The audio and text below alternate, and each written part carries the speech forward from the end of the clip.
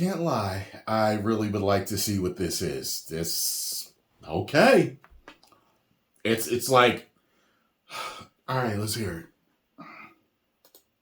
Marvel Studios has just announced something that is going to completely change the MCU. Marvel Studios has just introduced new content to the MCU. No, I'm not talking about a new show or a new movie, although yes, they are introducing a new show, but the format of the content is different. It's a new categorization for Marvel Studios that they're going to be grouping a lot of newer Disney Plus shows with. And I think some fans might actually find this pretty awesome, and it's definitely a strategy for Marvel Studios to kind of fight the superhero fatigue that some people may be experiencing right now with the MCU. And it's definitely a way to enjoy content a little bit more coming from Marvel Studios. What's up, everybody? Welcome back to the channel. I'm Warren, and again, I'm still kind of sick, so part of my I was going to say, you sound down, man. Marvel Studios just Hope came you get up better. with an amazing plan. They are introducing a new category to the MCU, which they have called Marvel Spotlight. The shows that will come out for Marvel Spotlight and possible movies are still full-on shows. And if they're movies, they're going to be full-on movies. These aren't specials or shorts or anything like that. They're still full-on projects, but they have a very specific purpose. A purpose that I think a lot of fans are going to find flesh out the and character. they announced this with the release of the Echo trailer yesterday, which, by the way, looks fantastic, and it's the first Marvel project to get a TVMA, mature rating. I'm sure Daredevil is going to have the same, especially since it involves Kingpin as well, but Echo came out first, so Echo is the first one in the MCU to get a TV mature rating. And Echo is also the first project to fall under this category of Marvel Spotlight. There's some key things that you need to know about this that, of course, we'll break down in this video. But if you're new, be sure to subscribe so you don't miss out on any of the latest MCU news, and if you subscribe and leave a comment, you're automatically entered in our monthly giveaway for a chance to win a PS5, an Xbox Series X, some Marvel Legends items, or some DC items. The winner gets to pick one item, and we pick one winner at the end of each month. So I'm sure everybody's biggest question is, will these Marvel Spotlight projects still connect to the MCU? And the answer is yes. However, these Marvel Spotlight projects serve a very specific point, and that point is you do not have to watch pretty much anything else that Marvel Studios has put out for the MCU to follow a Marvel Spotlight project. You can go in without knowing really anything about the MCU or any other project that has existed in the MCU. This is what Marvel Studios said about it. This is coming straight from Marvel.com. When they released Echo, they stated, Echo will be the first series under the Marvel Spotlight banner. And head of streaming, Brad Winderbaum, said, of the decision to launch a new banner with Echo, Marvel Spotlight gives us a platform to bring more grounded, character-driven stories to the screen. And in the case of Echo, focusing on street-level stakes over larger MCU continuity. Just like the comics, fans didn't need to read Avengers or Fantastic Four to enjoy a Ghost Rider Spotlight comic. Our audience doesn't need to have seen other Marvel series to understand what's happening in Maya's story. So right away, let me know what you think about this. I think it's a pretty good plan because there are people out there who want to watch some Marvel projects, but they say, well, I haven't seen these other ones, or I haven't seen this movie to really know what's going on. You hear it right now for Captain Marvel. You hear it's all going to depend on how it's executed. I don't know who Miss Marvel is. I don't know who Monica Rambeau is. Because they didn't watch WandaVision or they didn't watch. We already know what shouldn't be in it. So now they're a little apparent to go see. We know what should be in it. They don't know who these characters are. They as don't long know as they're doing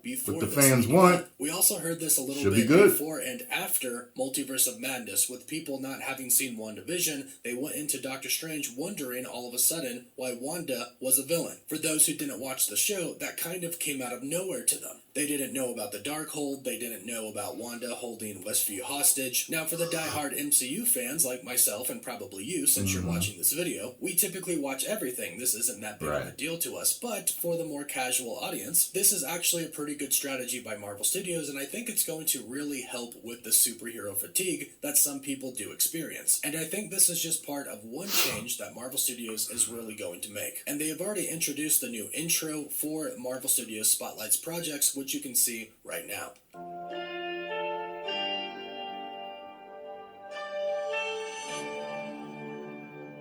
Okay. Well, it's just... This is clearly part of Marvel Studios' plan moving forward, not only for just a good strategy for the company, but I do believe it's still part of the MCU strategy and still part of Kevin Feige's plan.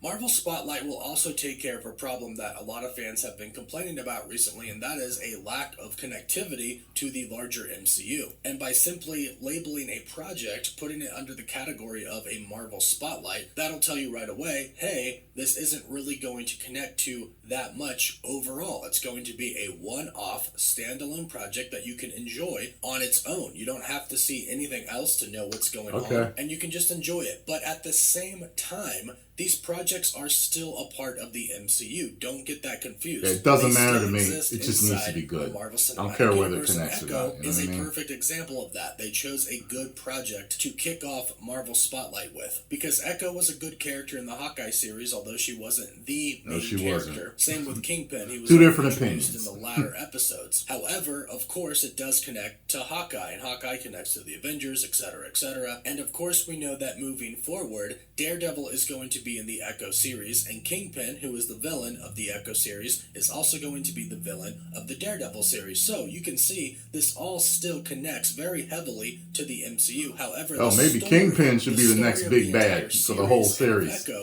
They could write it that way. The fact that you don't have to have watched those shows or the movies to know what's going on in the show. You can sit back. He's like a thick ass Lex Luthor anyway. Off story, but at the same time, the character could show up in the future, just in a way that's like, hey, here's Echo. You don't have to know the story that happened in the Echo series, but you know that Echo's a character, and then she'll come in to be a part of a team. Or sometimes, maybe not. We don't know if Echo is going to go on to fight with Daredevil in the Daredevil series, or be a part of the street-level Avengers team. We don't know that. She could get her series and be done, and I think that's kind of the point of Marvel Spotlight, is that they're going to do one-off shows sometimes where it's just, hey, we're introducing this character. They don't necessarily go on to be a part of a bigger team, but they are a comic book character that a lot of people like, and they're going to get their own show, and it's going to be secluded, and you're going to be able to watch it casually. While at the same time, having this character debut in the MCU does open up any character that's under Marvel Spotlight to appear later on in a way that makes it to where you don't actually have to know their backstory too much, which again I think is a really good idea. I think it's a great idea for Marvel to do this, because I think it's going to exhaust people a little bit less. In fact, I think it's going to be refreshing for some people. No pressure of having to watch anything before, no pressure of guessing how it connects to the overall MCU or what comes after the show, but simply just watching a show for what it is, enjoying a story, and then after, you're done. Right now with Loki Season 2, although I am absolutely in love with it and I love theorizing what's coming next, a lot of people are saying, well, we only have one episode.